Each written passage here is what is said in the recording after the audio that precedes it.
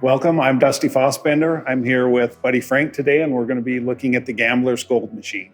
You know, what's interesting to me is the strength of this game. I think you've got video poker. God bless you trying to beat IGT in those. But what you really have is Keynotes. And I'm fascinated by Keynotes. When I started in this business a million years ago in Nevada, we had the Game King poker machine. And it had a couple Keno games. And if you wandered around the floor, you were lucky if you saw 1 in 10 players on the Keno screen. And then I went to California where the casinos, they're booming down there. And I walked by those same games and it was like 60% of the players were playing the Keno game versus 40. And it's only gotten bigger. Now your background is Montana, where because of the laws, they really had a lot of Kenos. So Keno's really still popular with that crowd? Yes, and so in Montana, when they first started, it was Keno and poker, but they gave Keno an advantage. It was an $800 max awarded Keno and a $500 max awarded poker. That has since changed, so they're both at $800. And about 10 years ago, they implemented a smoking ban in Montana, which really hit play. No smoking anywhere indoors. So then they let the manufacturers introduce real games. But even still, we're seeing over 60% of our play on Keynotes, even with the introduction of reels. I always like to find a market where something different's happened. And if you go way back with Aristocrat and Ainsworth in Australia, you know, they pioneered video games and low denom, two things which those old guys thought wouldn't work at all, and now it dominates the industry. So I like looking at other jurisdiction.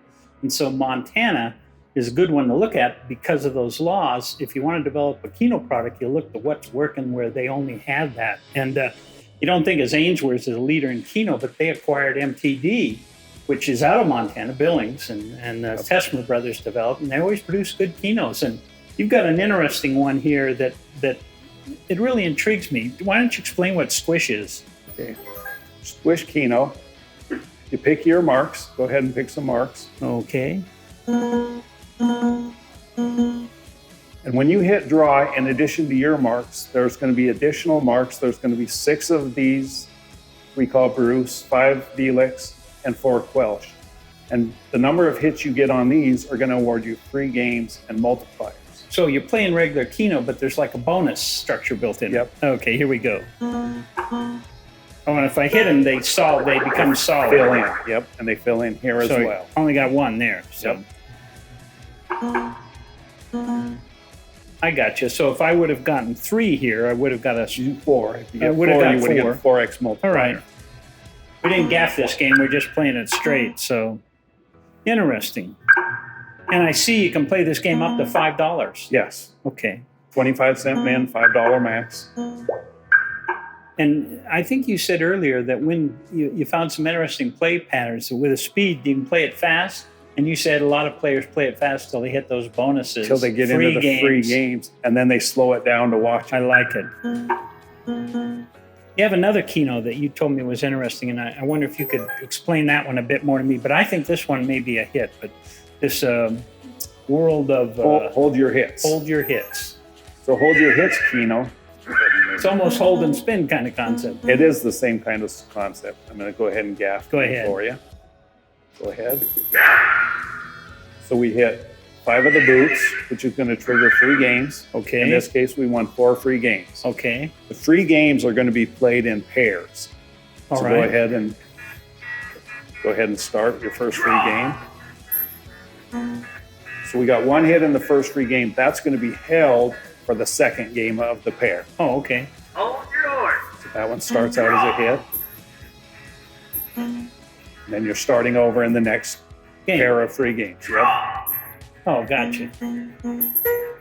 So you got to win in the first game. That's going to be held. You're guaranteed to win in the second game. Gotcha. Hold your horse. And I could get more. Yep. Yeah, and I did one additional. So it popped up. Nice. So there's the hold and spin thing, which is dominant right now, a dominant mechanic in the wheel on a Keno. Right. Nice.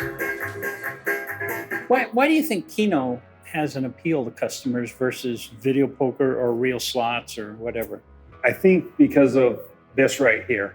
you're betting $1. In this game, it's $5,000. A lot of Keynotes, it's $10,000 for hitting 10 out of 10. Yeah. And they feel like that's achievable. In a poker game, at $1 bet, you can't win 10,000. Well, that was always the appeal.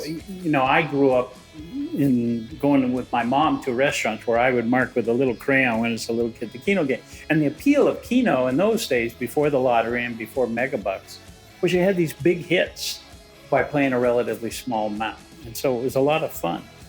Yep. And anybody could win. You don't have to be a pro. Right.